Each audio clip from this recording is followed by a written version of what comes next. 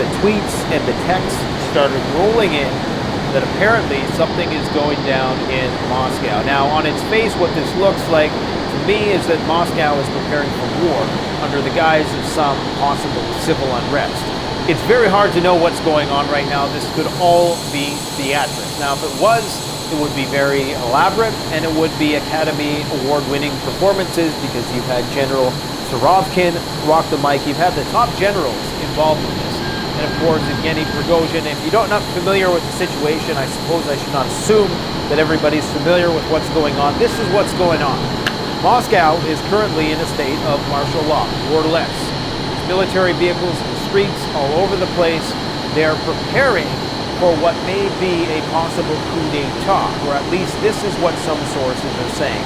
There's mixed messages on both sides as per usual. We don't know if this is just some extension of an elaborate counterintelligence operation by one Evgeny Prigozhin, which is the head of a Wagner organization, a private group contracted to fight in Ukraine, or if this is the real deal. If Evgeny Prigozhin is currently riding towards Moscow or Rostov, there's numerous reports of columns of military vehicles going here, there, and everywhere, and they're going to try to do some sort of military coup.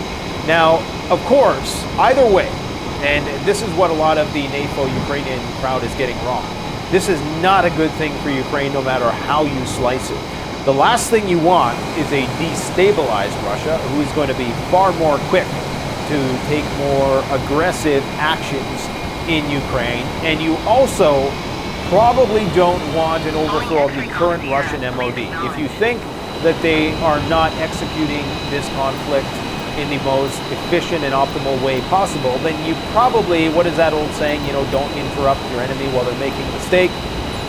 You don't want a more hawkish leader in there. Now understand that the only way Prigozhin gets within any distance, any striking distance of Moscow or anybody of importance is if Vladimir Putin lets it, because they can take them out like that. They simply don't have air power. They don't, you know, if Moscow really wanted to. If Wagner was on its way to Moscow in 50-mile columns of vehicles, they would be wiped out. They would be entirely decimated by, you know, the Air Force. So that's not really the concern. Now, Prigozhin claims that he's not trying to do a coup, that this is a protest, okay? And is this just two stubborn old men fighting with each other, or is this just theatrics? What would Russia stand to benefit from these types of theatrics? Well, right now, apparently, and again, this is all white noise, because everybody's just tripping away on Twitter and Telegram. And right now they're saying that the 35th and 36th Brigade of the Ukrainian military are currently getting ready to re-enter Bakhmut because of the vacuum that may have been created, or the counteroffensive is preparing to ratchet up because of the vacuum that's created with the Wagner forces. But as far as I know, I could be wrong about this, Wagner hasn't been fighting for a while. The Russian military took over Bakhmut, and the Chechens took over in other places. So the likelihood of, I don't think the Ukrainians would be stupid enough to necessarily fall for this. But either way, understand, if Russia gets destabilized domestically as a result of this, you're going to see a far more aggressive and less measured response from Moscow in terms of their execution of this conflict.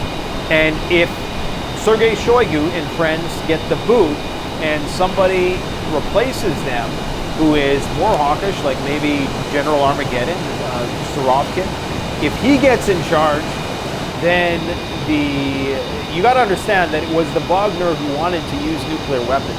Okay, this is the guy who says they need to use nuclear weapons as soon as possible. That's the guy who is allegedly, and I say allegedly because we don't know, nothing is proven. It's a lot of bluster right now, and a lot of scuttlebutt, as they say. So we just don't know what's really going on. But understand, if he gets in a higher position of authority, which I don't think he will, because again, he's a made man. He's not really a lifelong military man, so he doesn't understand the process. He freaks out when he doesn't get the ammo, and he doesn't really truly see things from the perspective, I bit my tongue there, from the perspective of a general, where you need to understand that you don't freak out just because you lost one battle, you have to stay stoic in your attitude and understand, you see the battlefield from an aerial perspective, so you don't freak out because you're losing one battle, because you know in 90% of everywhere else, everything is going fine, right? So I don't think he's emotionally stable enough to hold that level of position, but what do I know? It could just be, the beginning of, some resignations, possibly, of the Russian MOD. But understand, if Putin wants this guy gone, he's going to be gone. And it's going to be over. And that's going to be the end of it. But what concerns me, because of all the data that we've been sharing with you guys, and you got to go and watch my last two videos, because I don't want to keep having to rattle everything off, all of the factors which are contributing to massive nuclear escalation, imminent nuclear escalation right now, be it military exercises, what's happening on the border, what's happened in the last few months, the deployment of various nuclear weapon systems, the lack of any nuclear treaties. I mean, the time to prep is now. Do not wait. If you're on the fence with this, if you're like, should I do this one thing that is towards prepping right now at this point in time, if you've just kind of been on the fence and you've been reluctant to make a decision in life that is, and I'm not talking about anything drastic, don't never do anything stupid, okay, it's not going to be the end, we're going to survive, we're going to get through this, okay, I hate reading these depressing comments about how, I just want to drink myself to death. Snap out of it, man. You are empowered in knowing what could potentially come. Most of the world is asleep to what's going on right now. If the military trucks are rolling through Moscow, this is just one scene, okay? There are several military police vehicles on scene in Moscow right now. If this is truly unfolding, to me, this seems like this is what you would see in the run-up to a DEFCON 2, DEFCON 1 situation, because all sides are going to lie to their populations. They're going to subtly massage it into our population. In Moscow, they have a culture of preparedness. They have a society of preparedness in Russia, whether it's the training that people get, the military service that they have to do, the bunkers, the underground subway system. They just have a culture. The Cold War never truly entirely ended. Whereas we have commercials that say go inside, stay inside, and wait for the TV. That's probably not going to come on for many, many decades, if ever again, if a nuclear war actually breaks out. All sides are going to lie to their population and try to massage the truth into them. The question is this new level of military lockdown in Moscow, is it going to go away? I don't think it's going to go away. We've seen increasing militarization of the capital. Okay, and it's tit for tat. It's a constant escalatory. They send depleted uranium. They send F-16s. They send longer-range missiles. Ukraine says that the offensive hasn't even started yet. They're saying the same thing today. The Ukrainian commander says, we haven't even started yet. Okay, and then you have the attacking of the Crimean Bridge. You have the Wagner getting pissed off at the MOD. This is all pointing towards and culminating towards imminent escalation, and people, if you're of the belief that nothing bad can happen and nothing is ever going to happen, if you're stricken with normalcy syndrome, then all I can say, man, is we tried to warn. Okay, we really tried to warn. And I just can't believe that I picked today as the day to start building a little off-grid cabin in the woods. I just can't believe that this is the day. And there was some other, I don't like getting mystical or superstitious, but there was just some other things that happened today that showed me that I was where I was supposed to be and I was doing what I was supposed to be doing on this very day.